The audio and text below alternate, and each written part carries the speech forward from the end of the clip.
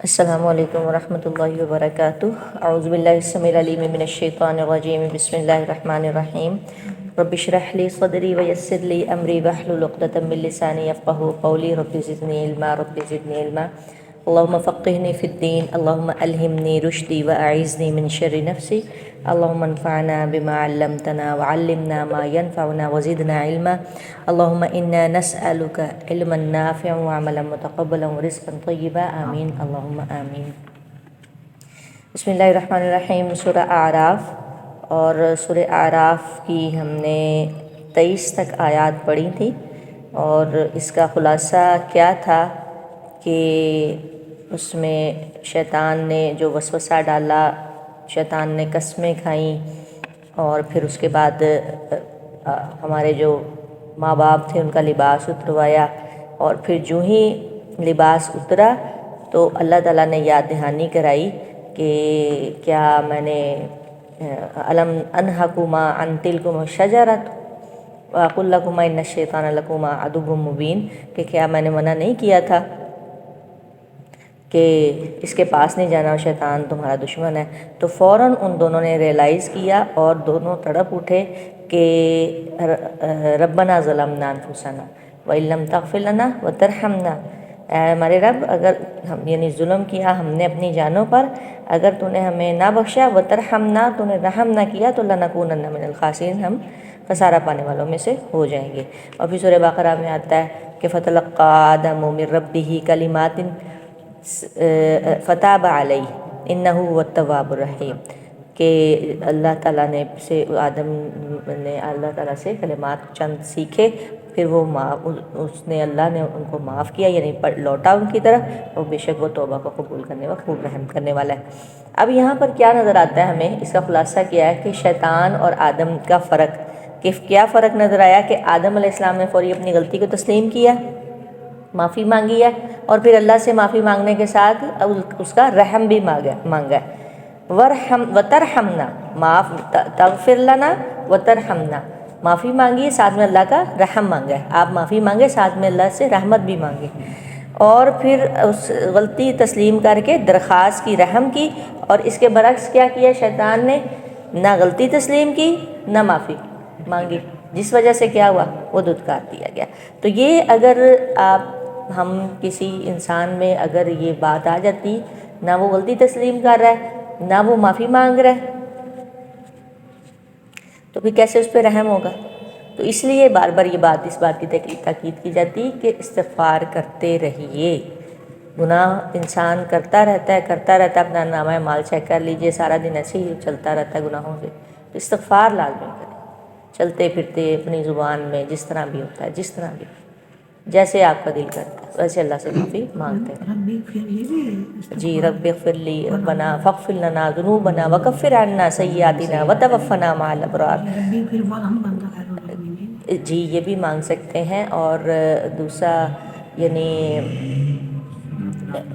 سید الاستغفار اگر آپ یاد کر لیں تو وہ بہت ہی بہتر ہے۔ اچھا، آگے چلتے ہیں۔ قال، فرمایا اللہ تعالیٰ نے، اہبطوا، اتر جاؤ، ہابیتا، پہلے ہم پڑھ چکے ہیں اس کے بارے میں ڈیٹیل کہ اوپر سے نیچے آنا۔ اہبطوا، اتر جاؤ۔ اب اہبطوا میں کتنے آ رہے ہیں؟ نہ تو اس میں واحد ہے نہ تثنیہ، اس میں تین، مطلب جمع کا صیغہ آ رہا ہے۔ اہبطوا، واو الف جمع کا صیغہ آ رہا ہے، تو اس کا مطلب ہے تینوں کو نیچے اتارا گیا، آدم کو، حوا کو اور شیطان کو، تینوں کو اتارا گیا۔ اہبطوا، اتر جاؤ، بعضکم، بعض تمہارے، لبعض، بعض کے، عدو، دشمن ہے، تمہارا بعض کا دشمن ہے، ولکم، اور تمہارے لیے، فی الارض، زمین میں، مستقر، قرار ہے، ٹھکانہ ہے، ایک جائے قرار ہے، ومتاع، اور کچھ فائدہ ہے، جائے قرار ہے، ٹھہرنے کی جگہ ہے، اور کچھ فائدہ اٹھانا ہے، یہ جو ہم روزی روٹی کما رہے ہیں، کھا پی رہے ہیں، سارا کچھ کر رہے ہیں، یہ فائدہ ہے۔ کب تک؟ الی حین، ایک مقررہ مدت تک، حین ایک وقت تک، مقررہ مدت تک، وہ مدت کسی کی تھوڑی ہے، کسی کے کم ہے، کسی کی زیادہ ہے، کوئی جلدی چلا جاتا ہے، کوئی دیر سے جاتا ہے. یعنی کیا ہے کہ یہ چند دنوں کا ہی معاملہ ہے، تھوڑے دنوں کی بات ہے. الہین سے اگر ہم سمجھتے ہیں کہ بس پتہ نہیں کب سے جی رہے ہیں اور کب تک چلنا ہے، اللہ کرے الہین ایک مقررہ مدت تک، ایک وقت تک، یعنی تھوڑے دنوں کی بات ہے، تھوڑے دنوں کا امتحان ہے، چند دن کا. اس کے بعد کیا ہوگا کہ جزا سزا کا دن آئے گا یا موت آ جائے گی. لیکن امتحان تھوڑے دنوں کا، لیکن امتحان بہت سخت ہے. کیوں؟ کیونکہ دشمن پیچھے، دشمن الرٹ ہے، ہم سست ہیں، دشمن ہماری طاق میں ہے. اور جس کے پیچھے دشمن لگا ہو، آپ بتائیں وہ کیسے چین سے بیٹھ سکتا ہے؟ ہمارے پیچھے وہ لگا ہوا ہے ہر طرف سے. وہ اس نے کیا کہا تھا؟ میں دائیں بائیں آگے پیچھے ہر جگہ سے آؤں گا. اس نے لَأَقْعُدَنَّ یعنی لام تاکید بھی ہے اور نون تشدید والا مشدد والا نون بھی آ رہا ہے، تاکید والا بھی آ رہا ہے، نون تاکید بھی ہے کہ ضرور ضرور ضرور میں یہ کام کروں گا، میں ضرور یہ کام کروں گا. اس کے باوجود جو ہے وہ انسان کیا ہے؟ غفلت میں، غافل، بالکل غافل، نمازوں سے غافل، اعمال سے غافل، ہر چیز سے غافل. تو ایسا دشمن ہمارے پیچھے لگا ہوا ہے کہ جو ہمیں جو اب دیکھیں، اب کیا ہم ریلیکس ہو سکتے ہیں؟ ہم ریلیکس نہیں ہو سکتے، سوتے اٹھتے بیٹھتے جاتے.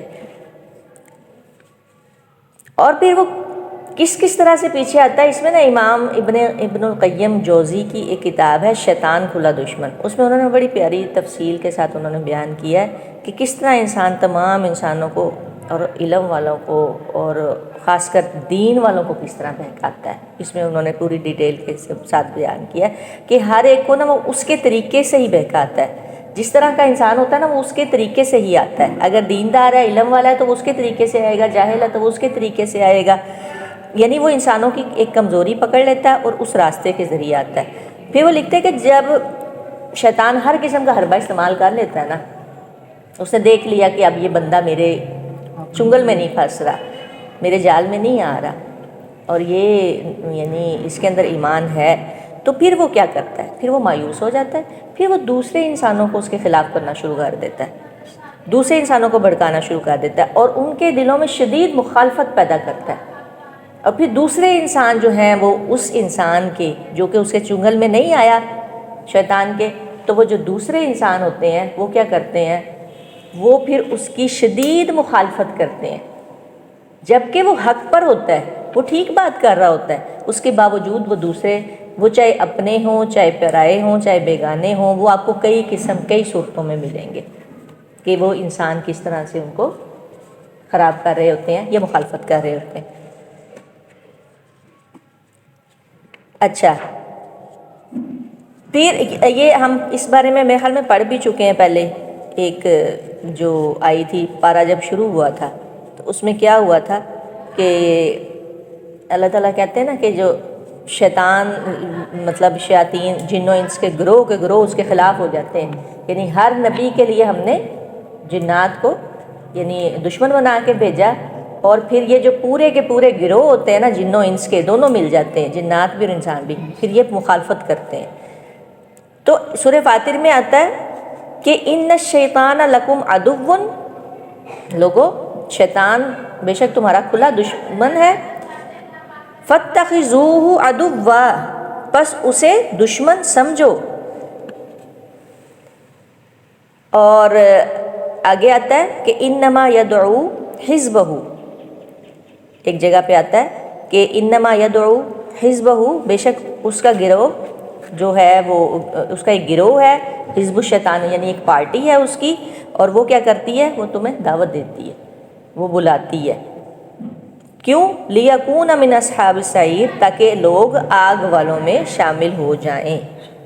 ہاں جی، تو ہم اس چیز کو پہلے پڑھ چکے ہیں کہ شیاطین اور انسان جو ہیں دشمن بن جاتے ہیں.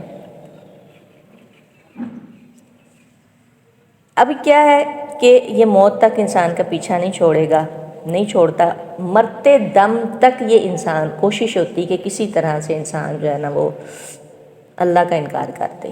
اس کے بھی بارے میں کئی حدیث کئی واقعات ہے کہ شیطان مرتے وقت انسان کے ساتھ کیا سلوک کر رہا ہوتا ہے۔ ایک جگہ آتا ہے کہ انسان سے 70 یا 100 اس قسم کے کوئی واقع آتا ہے کہ ایک حدیث آتی کہ نیکیاں کرو، 70 یعنی نیکیاں کرواتا ہے، پھر ایک بول ایسا نکلوا دیتا ہے کہ وہ 70 اس کی برباد ہو جاتی ہیں۔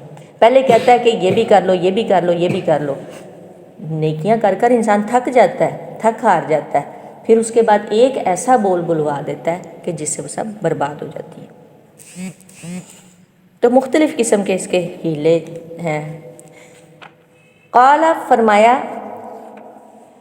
اللہ تعالیٰ نے فیہا اسی میں، یعنی کس میں؟ زمین میں، تحیون تم جیو گے، تم زندہ رہو گے، وفیہا تحیون کہاں سے نکلا؟ حیات سے، زندگی، وفیہا اور اسی میں تموتون تم مرو گے، موت، ماتا میم الف تا یا میم واو تا، تم اسی میں مرو گے، اسی میں سے ہی چیزیں لے لے کے تم کھاؤ پیو گے، رہو گے، اور پھر اسی میں ہی مرو گے، سارا کچھ زمین کے اندر ہی ہے، ومنہا اور اسی سے تخرجون تم نکالے جاؤ گے۔ یعنی خلاصہ اب کیا ہے اس چیز کا کہ شیطان سے کیسے بچنا ہے، اور شیطان کھلا دشمن ہے۔ یہ آپ نا یہ جو سورہ یہ پارہ ہے نا سورہ یہ اعراف، یہ والی خاص طور پہ اس میں آپ شروع سے ہی دیکھ لیں کہ یہ آدم علیہ السلام کا اور شیطان کا ڈائلاگ اللہ تعالیٰ کے سامنے، اس کا کس طرح سے سارا، پھر اس کے بعد اس کا لباس، یعنی یہ سارا ایک سینیریو بیان کیا جا رہا ہے، پھر کیسے اس نے اپنے ہمارے ماں باپ کا لباس اتروایا اور کس طرح سے۔ یہ آگے چلتے ہیں، یا بنی آدم، اے بنی آدم۔ اچھا اب ایک طریقہ کار اللہ تعالیٰ اس ان آیات میں نا، یا بنی آدم، اے آدم کے بچوں، یہ بار بار یہ طریقہ کیوں آ رہا ہے؟ کیونکہ آپ پیچھے دیکھیں کہ یہ پیچھے مکالمہ چل رہا ہے، آدم اور شیطان کا ایک جھگڑا چل رہا ہے، تو اسی اسلوب کو لے کے اللہ تعالیٰ اب چلیں گے آگے۔ یا بنی آدم، آدم کے بچوں، قد تحقیق، انزلنا اتارا ہم نے، علیکم تم پر، لباسن لباس، اتارا کیسے؟ لباس ڈائریکٹ اتارا نہیں، اس کے دو معنی ہوں گے کہ یا تو حکم اتارا لباس پہننے کا، یا پھر آسمان سے پانی نازل کیا، بارش نازل کی، اور پھر اس سے زمین میں وہ چیزیں اگائیں جن کو لے کے انسان لباس کو بناتا ہے۔ تو اتارا تم پر لباسن لباس، لباس میں ہر طرح کا لباس ہے جو انسان کو ڈھانپتا ہے۔ یواری، پہلے بھی ہم پڑھ چکے، ماوریا، یہ روٹ ایک ہی ہوگا، وورایا، مورات سے، یواری جو چھپاتا ہے، سوآتکم، شرمگاہیں تمہاری، اس کو بھی ہم پہلے ڈیٹیل اس کی کر چکے ہیں، سو سے، تو سوآتکم تمہاری شرمگاہیں، تمہارے قابل شرم حصے، وریشن اور یہ زینت بھی ہے، خوبصورتی بھی ہے، ریشتن کی ہی جمع ہے، اور ریشہ کہتے ہیں پرندے کے پر کو، اور یہ نا بطور استعارہ یہاں پہ استعمال ہوا ہے کہ یہ بطور استعارہ یعنی لباس کے طور پہ استعمال ہوا ہے۔ کیسے کہ جیسے پرندے کا پر اس کی خوبصورتی کا سبب ہوتا ہے، اگر کسی پرندے کا پر اتر جائے، کسی پرندے کے پر، تو وہ دیکھیں کہ وہ کیسا لگے گا، بغیر پر کے پرندہ کس طرح سے لگے گا، اس کی خوبصورتی ہے۔ تو اسی طرح اللہ تعالیٰ نے اس کو خوبصورتی یعنی زینت کہا ہے، اور ایک جگہ پہ ریشن مال کے لیے بھی استعمال ہوا ہے۔ خیر، وَلِبَاسُ التَّقْوَىٰ، اور لباس تقویٰ کا، تقویٰ کا لباس، تقویٰ کا لباس کیا ہے؟ ایک لباس تو ہے جو وہ ہمیں ڈھانپ رہا ہے اوپر سے، اور ایک لباس کہاں ہے؟ اندر۔ ایک لباس آپ کے ظاہر کو ڈھانپ رہا ہے، ایک لباس آپ کے باطن کو ڈھانپ رہا ہے۔ ایک جسمانی زینت کا سبب ہے، اور ایک کیا ہے؟ باطنی یا روحانی زینت کا سبب ہے۔ ایک حسی لباس ہے، اور ایک کیا ہے؟ معنوی ہے۔ یہاں پہ دونوں لباسوں کی بات ہو رہی ہے۔ تقویٰ، تقویٰ کیا ہے؟ لباس التقویٰ، تقویٰ کیا ہے کہ اس کا تعلق نا دل سے ہوتا ہے۔ اللہ تعالیٰ نے نا رسول اللہ صلی اللہ علیہ وسلم نے، آپ صلی اللہ علیہ وسلم نے اشارہ کر کے فرمایا اس سائڈ پہ نا دل کی طرف کہ التقویٰ ہا ہنا، تقویٰ یہاں ہے، یعنی دل میں تقویٰ ہوتا ہے۔ تو اس میں کیسے آئے گا تقویٰ؟ ایمان کے سبب، اور جس کے اندر اللہ کا خوف آتا ہے اسی میں یہ تقویٰ ہوتا ہے۔ تو بہرحال جب انسان کے اندر تقویٰ آ جاتا ہے تو وہ ہر کسی کے لیے جو اپنے لیے پسند کر رہا ہوتا ہے وہ بھی وہی دوسرے کے لیے، یعنی وہ یکساں پیمانے رکھتا ہے، اس کے پیمانے یکساں ایکول ہوتے ہیں اس کے پیمانے، دوسروں کے لیے بھی ایک جیسے، جو وہ اپنے لیے پسند کر رہا ہوتا ہے وہی دوسرے کے لیے پسند کر رہا ہوتا ہے۔ کیوں؟ کیونکہ کوئی اس وقت تک مومن ہو ہی نہیں سکتا جب تک کہ وہ اپنے بھائی کے لیے بھی وہی پسند کرے جو وہ اپنے لیے پسند کرتا ہے۔ یہ ہے دل کا تقویٰ۔ ارے اس لیے حقیقت میں خوبصورت وہی ہوتا ہے جو اندر سے خوبصورت ہوتا ہے۔ ظاہری خوبصورتی ہم لوگ نا ظاہری خوبصورتی پہ چلے جاتے ہیں، لیکن اندر کی خوبصورتی کی طرف ہم لوگ نہیں دیکھ رہے ہوتے کہ اندر سے کون انسان خوبصورت ہے۔ تو جب تقویٰ آ جاتا ہے پھر کیا ہوتا ہے؟ باطن بھی خوبصورت ہو جاتا ہے، اور پھر کیا ہوتا ہے کہ اس کا چہرے پر اثر آتا ہے۔ کئی لوگ خوبصورت ہوتے ہیں یہ نہیں ہے، لیکن اس کا اثر چہروں پہ نہیں ہوتا۔ تو جب تقویٰ آتا ہے چہرے پہ بھی خوبصورتی آتی ہے، اور باتوں میں بھی خوبصورتی آتی ہے، اخلاق میں بھی خوبصورتی آتی ہے۔ تو بہرحال اور رویے بھی اچھے ہو جاتے ہیں۔ تو کئی لوگ خوبصورت ہوتے ہیں بہت، لیکن ان کے رویے اچھے نہیں ہوتے، رویوں میں کوئی خوبصورتی نہیں ہوتی، اخلاق اچھا نہیں ہوتا۔ کبھی کبھی تو یوں دل کرتا ہے کہ فلانا بس چپ ہی کیا رہتا نا تو بات ٹھیک تھی۔ کبھی کبھی ایسے لوگوں سے پالا پڑتا ہے کہ ہم کہتے ہیں آپ یہ چپ ہی رہتا تو ٹھیک تھا، بولا ہے تو کس طرح سے اس نے بات کی ہے۔ کبھی کبھی کچھ لوگ چپ ہی اچھے لگتے ہیں۔ اللہ تعالیٰ رحم فرمائے۔ تو بہرحال یہاں پہ لباس تقویٰ کی بات ہو رہی ہے۔ اللہ کہہ رہے ذالک خیر، یہ بہتر ہے۔ وہ ایک لباس وہ تو آپ نے استعمال کرنا ہی کرنا ہے، یہ زیادہ بہتر ہے لباس التقویٰ، اس کے بغیر کام نہیں چلے گا۔ اوپر سے آپ جتنی مرضی آرائش کر لیں، اندر باطن آپ کا خراب ہے، کھوٹا ہے، لوگوں کے لیے بد اخلاقی ہے، لوگوں کے لیے آپ کے کینہ ہے، بغض ہے، حسد ہے، یہ جو اخلاقی بیماریاں ہوتی ہیں عام طور پہ، خاص طور پہ عورتوں میں ہوتی ہیں، اب مردوں میں بھی ہیں۔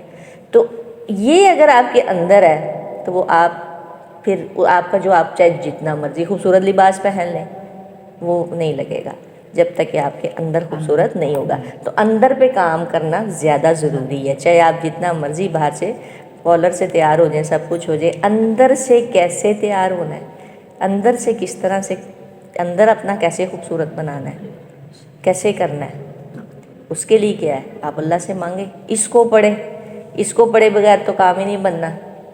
استغفار کریں، اللہ سے معافی مانگتے رہیں، ہو سکتا ہے اللہ تعالیٰ آپ پہ رحم کر دے۔ یہ کیا آیت ہے؟ تغفر لنا وترحمنا، پہلے معافی مانگی پھر رحم مانگا، ہو سکتا ہے اللہ ہمیں معاف کر دے اور ہم پہ رحم فرمائے، تو ہمارا اندر بھی خوبصورت ہو جائے، باطن بھی خوبصورت ہوتے، بات تبھی بنے گی۔ اچھا یہ جسم تو مٹی ہو جانا ہے، یا آپ جتنا مرضی اس کو چمکا لیں، سب کچھ کر لیں، اس نے تو رول رل جانا ہے۔ کون سی چیز کام آنی ہے اندر؟ اعمال، تقویٰ، بالکل۔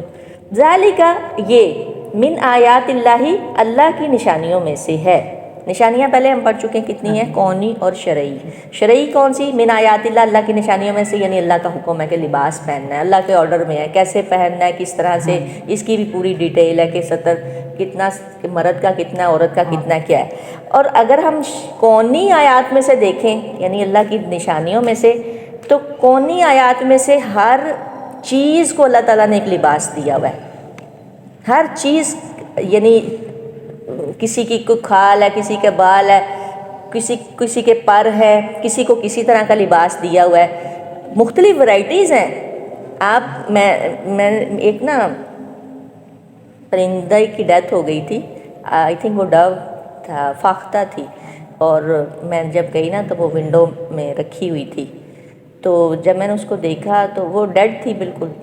صبح میں جب اسکول گئی تو وہ ونڈو میں پڑی ہوئی تھی، وہ اس کو رکھا بھی پتہ نہیں کس نے، گارڈ نے رکھا ہوا تھا بڑی خوبصورتی کے ساتھ سیٹ کر کے، تو وہ میں اس کو پکڑ کے دیکھ رہی تھی، اور اللہ اکبر، وہ اتنی خوبصورت بنا، اس کے ایک ایک، میں حیران تھی کہ اللہ تعالیٰ نے کیسے اس کو بنایا۔ اللہ اکبر کبیرہ۔ یہ جتنے مرضی یہ لگا لیں، لہنگے، کرتیاں، سارا کچھ جو مرضی کر لو، ویسا خوبصورت کپڑا انسان بنا ہی نہیں سکتا جیسے اللہ تعالیٰ نے پرندوں کے پر بنائے ہوئے ہیں۔ خاص طور پہ یہ جو ڈو، یہ جو ہوتی ہے فاختہ ہوتی ہے، یہ اس طرح کی چیزیں جو ہوتی ہیں، تو اتنے خوبصورت، تو ہر چیز کو اللہ تعالیٰ نے لباس دے رکھا ہے۔ تو بہرحال انسان کے لیے یہ ہے، چوائس ہے، انسان اپنا کیسے سلیکٹ کرتا ہے۔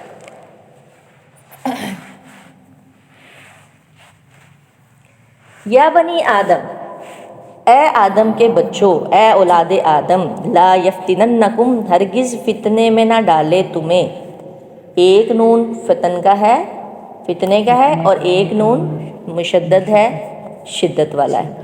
لا یفتننکم، ہرگز نہ فتنے میں ڈالے تمہیں، الشیطان، شیطان، کما، جیسا کہ اخرجا، اس نے نکلوا دیا۔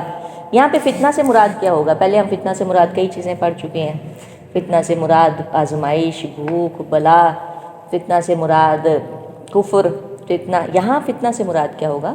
لکھ لیجئے، آپ اوپر تھوڑا سا اوپر مینشن کر لیجئے، گمراہی جی۔ نہ ہرگز نہ فتنے میں ڈال دے، ہرگز گمراہ نہ کر دے تمہیں شیطان و شیطان، کما، جیسا کہ اخرجہ، اس نے نکلوا دیا۔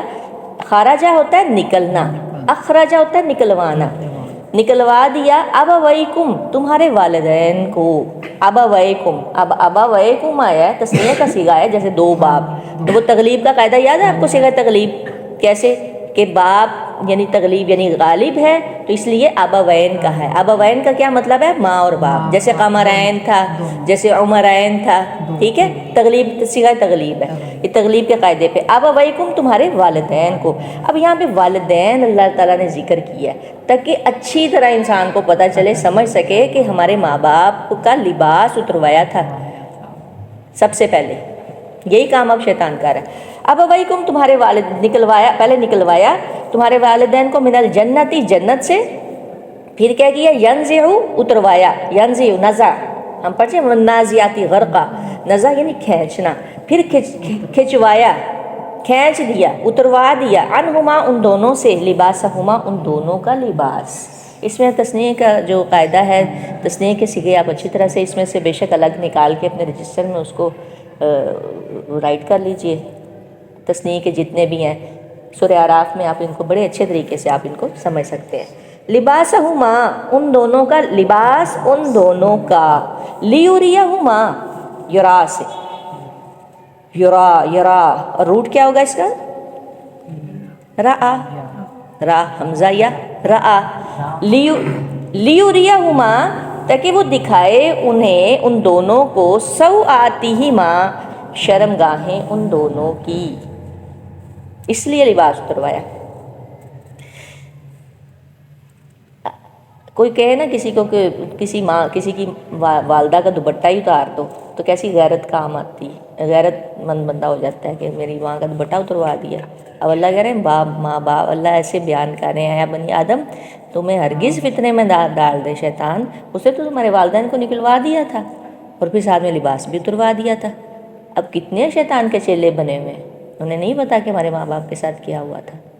قرآن کو پڑھنا اور سکھانا اور آگے بھیجنا کتنا ضروری ہے، اس کے بغیر تو کام ہی نہیں بنے گا، ہر چیز اس کے اندر موجود ہے۔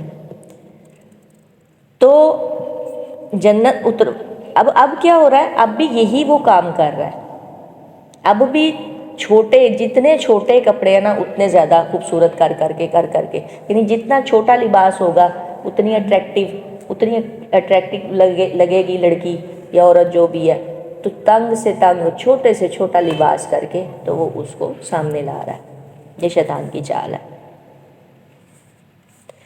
پروڈیوسرز ہیں، ڈائریکٹرز ہیں، فلموں کے ہیں، جو بھی ہیں، باہر کی تو بات ہی نہیں کرتی یورپ کی، اپنے پاکستان والوں کا حال دیکھ لیں۔ ایک وہ وقت تھا جب پورے کپڑے پہن کے، اب دوپٹہ ہی نہیں ہے، یہ ہم خبر نامہ نہیں دیکھ سکتے، نیوز کاسٹرز کو نہیں دیکھ سکتے، دیکھ کے خبریں نہیں سن سکتے، دوپٹہ ہے ہی نہیں دوپٹہ غائب ہی کر دیا بالکل ہی سرے سے ہی۔ اور اللہ نے کہا کہ اپنی جو ہے اوڑھنیاں اوڑھ لو، تو ان کے دوپٹے ہی غائب ہیں۔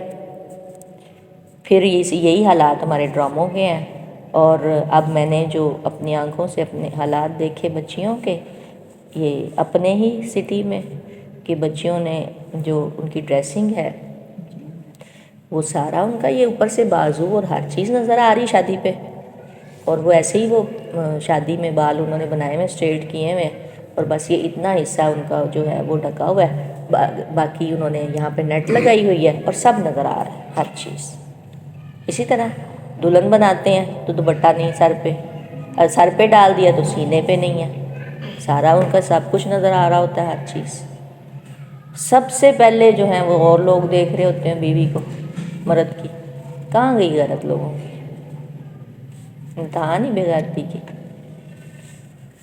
تو سب سے پہلے لباس پہ ہی وہ حملہ کر رہا ہے۔ ابھی ہم جو بات کر رہے تھے نا کہ وَلَا تَقْرَبُوا الْفَوَاحِشَ، فواحش کے قریب بھی نہیں جانا، قریب بھی نہیں جانا۔ جب عورت ڈھکی ہوئی ہوگی نا، ابھی آپ دیکھ لیں، یہاں باہر نکلیں ذرا روڈ پہ جائیں، 5-6 ان کے کیسے ان کے ٹخنے نظر آ رہے ہوتے ہیں، رکشے پہ بیٹھی ہوئی ہیں، موٹر سائیکل پہ بیٹھی ہوئی ہیں، تو وہ سارا ٹھیک ہے۔ اگر آپ ڈھکے ہوئے ہیں تو ٹھیک ہے، ویسے تو مجھے تو ویسے ہی بڑا عجیب سا لگتا ہے بہرحال، لیکن اگر ڈھکا ہوا ہے، عبایا پہنا ہوا، تو وہ تو ایک اور بات ہے، اگر مجبوری ہے کسی کی، جیسے وہ ایک ہماری بچی بھی چلاتی ہے۔ لیکن یہ ہے کہ آپ مطلب آدھی ٹانگیں ہی ننگی ہیں بچیوں کی، اور اگر کچھ پہننا ہی ہوا ہے تو وہ اتنا ٹائٹ ہے کہ بالکل وہ جسم کی ہر چیز نظر آ رہی ہے۔ تو لباس پہ حملہ کیا ہے، اس پہ تو پوری ایک کتاب بھی لکھ دی جائے نا تو وہ بھی کم ہے، جو حالات آج کے چل رہے ہیں۔ انہو بے شک وہ، یراکم وہ دیکھتا ہے تمہیں، کون؟ شیطان، ہوا وہ، وقبیلہ اور اس کا قبیلہ، قبیل اور قبیلہ ایک ہی چیز ہے۔ وقبیلہ، قبیل کسے کہتے ہیں؟ گروہ، اس کی جماعت کو، یعنی اولاد ابلیس، یہاں قبیلے سے مراد اولاد ابلیس ہوگی، اولاد ابلیس کے بچے بھی۔ من حیث، جہاں سے لا ترونہم، نہیں تم دیکھ سکتے انہیں، وہ وہاں سے تمہیں دیکھتے ہیں جہاں سے تم انہیں نہیں دیکھ سکتے۔ اب ایک ایسا شیطان ہے جسے ہم نہیں ایسا دشمن ہے جو ہمیں نظر نہیں آ رہا لیکن وہ ہماری طاق میں ہے۔ کتنا نازک معاملہ ہے، کتنا سیریس ہے، کتنا خطرناک ہے۔ تو اس کے لیے کیا کیا جا سکے ایسے دشمن سے بچنے کے لیے؟ پہلے نمبر پہ تو کپڑے بدلیں کہ چینج کریں، تو سب بار بار یہ بات آتی ہے کہ بسم اللہ پڑھیں، وہ نہیں دیکھ سکتا، آڑ آ جاتی ہے۔ بچوں کو بار بار یہ بات سکھائیں، بچیوں کو خاص طور پہ، اسی لیے تو نظر لگتی ہے، تو کہ بسم اللہ پڑھ کے کپڑے پہنیں، بسم اللہ پڑھ کے کپڑے اتاریں۔ واش روم گئے ہیں، بسم اللہ پڑھ کے جائیں، بسم اللہ اللہم انی اعوذ بک من الخبث والخبائث، سب چونکہ اکٹھا ہے سارا، تو بسم اللہ پڑھ کے انٹر ہوں، بسم اللہ پڑھ کے ہی لباس چینج کریں اور سارا، تو تب وہ نظر پردہ حائل ہو جاتا ہے۔ اور پھر اتنا خطرناک دشمن ہے کہ ہم نہیں دیکھ سکتے، وہ دیکھ رہا ہے۔ اس کے لیے اب ہمیں کیا کرنا ہے؟ اس کی مدد طلب کرنی ہے کہ جو اس کو دیکھ رہا ہے، جو ان کو دیکھ رہا ہے، اور کون دیکھ رہا ہے؟ اللہ دیکھ رہا ہے، وہ اللہ کو نہیں اب دیکھ سکتے، اور وہ قادر ہے، ہم قادر نہیں ہیں، ہم کمزور ہیں۔ اس نے جو وعدے کیے ہیں اب دیکھیں وہ سب پورے کر رہا ہے، کوئی ہے جو پورا نہیں کیا؟ وہ ہم آگے اب ذرا قرآن آ رہا ہے نا، ذرا پڑھیے گا، وہ میں دوبارہ اس کو ہم بیان کریں گے۔ اتنی تاکید کے ساتھ اس نے کہا ہے میں ضرور کان چرواؤں گا، میں یہ کروں گا، میں وہ کروں گا، میں ساخت بدلواؤں گا۔ دیکھیں پارلر کیسے بھرے پڑے، کیسے لڑکیاں اپنے آپ کو بدل رہی ہیں، چہرے بدل رہی ہیں، بوٹاکس اور یہ تو وہ فلنگ اور فلانا ٹمکانا سارا کچھ۔ اس نے اتنے وعدے کیے ہیں، وہ سب چیزوں پہ پورا ہے، لیکن انسان اتنا غافل۔ تو اس لیے کس کی مدد طلب کرنی ہے؟ اللہ سے ہی مدد طلب کرنی ہے۔ اگر ہم کہیں نا ہم شیطان کو مات دے دیں گے، چت کر دیں گے، یہ ہماری خام خیالیاں ہیں، اس لیے اللہ سے ہی مدد طلب کرنی چاہیے۔ بسم اللہ پڑھ کے لباس پہنے۔ انا جعلنا، بے شک جعلنا بنایا ہم نے، الشیاطین شیطانوں کو، اولیاء دوست، للذین ان کا، لا یؤمنون جو نہیں ایمان لاتے، جن کے دلوں میں ایمان نہیں ہے، وہ شیطانوں کے دوست ہیں، یعنی ان پر ان کا زور چلتا ہے جن کے پاس ایمان نہیں ہے۔ اور اب اس میں ایک اور بھی سبق آتا ہے کہ یہ نا اکٹھے ہیں سارے، انہو یراکم وقبیلہ میں، یہ سارے اکٹھے ہیں، متحد ہیں، اور ہم کیا ہیں؟ ہم اکیلے ہیں۔ تو اس لیے ہمیں کیا ضرورت ہے کہ کوئی بھی اگر آپ نے دین کا بھی کام کرنا ہے یا کچھ بھی کرنا ہے تو ہمیں تنہا نہیں ہم کر سکتے، اکیلے نہیں کر سکتے، اس کے لیے پوری جماعت، کیونکہ اکیلی بھیڑ کو بھیڑیا کھا جاتا ہے، اور بھیڑیا کون ہے؟ شیطان ہے۔ تو اس لیے اکیلے نہیں کام ہو سکتا۔ ابھی بھی کوئی بھی کام ہوتا ہے، جیسے ابھی ہم نے یہ ابھی اس کے بارے میں ڈیسائیڈ کیا تھا بلوانے کے لیے، تو اس میں بھی اکیلے ہم کچھ نہیں کر، ہم ساری خواتین، بے شک ہم خواتین ہیں، اس کے باوجود ہمیں مردوں کی خدمت کی ضرورت پڑ رہی ہے، ان کو انوالو کرنا پڑ رہا ہے۔ تو اکیلے کچھ نہیں ہوگا، ایک جماعت، ایک جتھا بنانا پڑے گا تو تبھی ہوگا، ادروائز نہیں۔ یہ سب جتھا ہی ہے، اللہ کہہ رہے ہیں انہو یراکم ہوا وقبیلہ، وہ تمہیں دیکھتا ہے، اور اس کا قبیلہ یعنی اولاد ابلیس، زیادہ ہیں، یہ تعداد میں بھی زیادہ ہیں، یہ انسانوں سے زیادہ ہیں، تو اس لیے ہمیں بھی ایک جماعت ہونا پڑے گا۔ وتعاونوا البر والتقوی، نیکی کے کاموں میں ایک دوسرے کا تعاون کرو۔ تو اس کو ہم یہیں پہ رکھتے ہیں، آگے جو ہے نا وہ آگے ڈیٹیل اس کی، یا تھوڑا سا ایک آیت کر لیتے ہیں۔ وَإِذَا فَعَلُوا، اور جب وہ کرتے ہیں فاحشۃً کوئی بے حیائی، قالوا تو وہ کہتے ہیں وجدنا پایا ہم نے علیہا اس پر آبانا اپنے آباء و اجداد کو، واللہ اور اللہ امرنا اللہ نے امرنا حکم دیا ہمیں بہا اس کا، اس بے حیائی کا۔ اب وہ کس پہ ڈال دیتے ہیں؟ ساری اللہ پہ ڈال دیتے ہیں۔ قل کہہ دیجئے ان اللہ بے شک اللہ لا یأمر نہیں وہ حکم دیتا بالفحشاء بے حیائی کا، اتقولون کیا تم کہتے ہو علی اللہ اللہ پر ما لا تعلمون جو تم جانتے ہی نہیں۔ اس کی ڈیٹیل میں آتا ہے کہ لوگ خانہ کعبہ کا طواف برہنہ ہو کر کرتے تھے،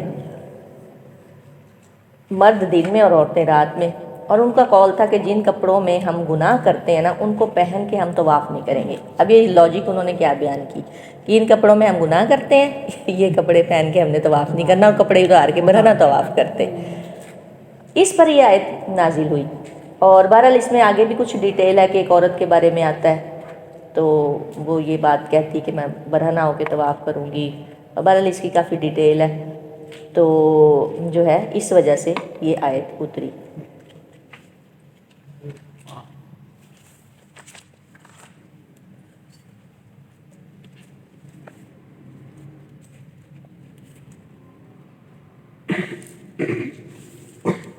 قل کہہ دیجئے، آیت کو پورا کر دیتے ہیں۔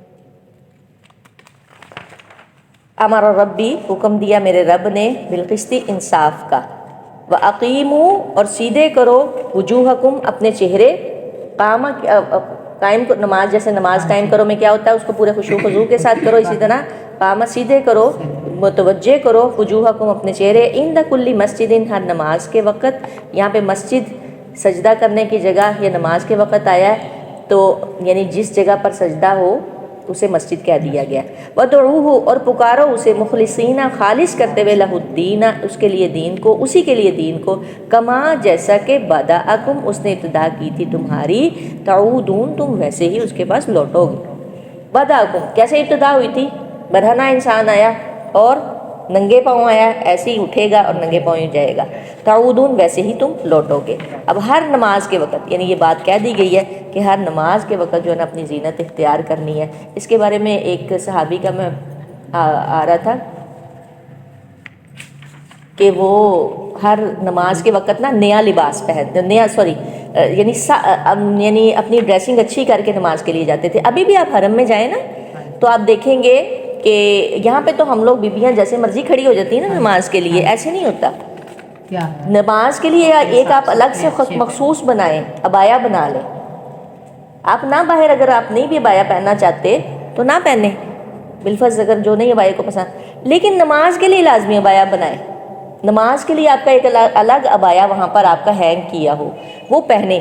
آپ دیکھیں کہ اگر آپ کا نماز میں لباس پورا نہیں ہے نا، تو پیچھے سے یہاں سے کچھ تھوڑا سا ہل رہا ہے، اٹھ رہا ہے، یعنی تنگ ہے یا کچھ بھی ہے، یہاں سے کچھ نظر آ رہا ہے، تو آپ کی توجہ نماز میں نہیں ہوگی۔ آپ کا خشوع و خضوع تب ہوگا جب آپ پراپر لباس میں ہوں گی، اور یہ یم عائشہ یہی بات کہتی تھی کہ پراپر آپ کا ہو، بالکل پوری، یا تو بڑی چادر ایسی بنا لے نماز والی، یا پھر پورا عبایا لے لے، سلوا لے، بڑا ہی عبایا سلوا لے، نہیں آپ کو ملتا تو پراپر۔ نماز کے لیے ہم ایسے نہیں ہیں کہ اذان ہوئی دوپٹہ لیا چھوٹا سا اور پکڑ کے نماز ادا کر لی، ایسے نہ کیا کریں، اس کو پراپر نماز۔ پھر آپ کا میں نے یہ اس بات کو دیکھا ہے، پھر جو خشوع و خضوع، اور کبھی ایسے ہو گیا نا نہیں ٹائم ملا عبایا پہننے کا یا کچھ ایسے، اب یعنی اس کا آپ خاص رکھیں نا۔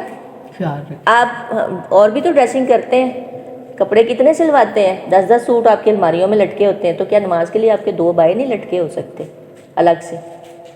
تو یہ جب آپ کو عادت ہو جائے گی عبایا میں نماز پڑھنے کی، پھر یہ ریئلی آپ ایسے نماز پڑھ ہی نہیں سکتے، اب ایسے نہیں نماز پڑھی جا سکتی۔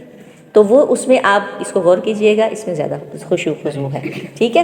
اور پھر آپ حرم میں دیکھیں، اگر اللہ آپ کو لے جائے تو وہاں پہ لوگ باقاعدہ، یہ تو حرم ہے نا، ویسے بھی جو وہاں کے باشندے ہیں لوگ الگ سے مطلب تیار ہو کے خوشبو لگا کے نماز پڑھنے کے لیے آ رہے ہوتے تھے، اور یہاں پہ جیسے ہی گندے بندے اٹھے ہیں اب چلے گئے. اسی لیے اکثر مردوں نے بھی اپنی نماز کا لباس الگ رکھا ہوتا ہے، خوشبو لگی ہوتی ہے، مسجد کا لباس الگ سے ہوتا ہے.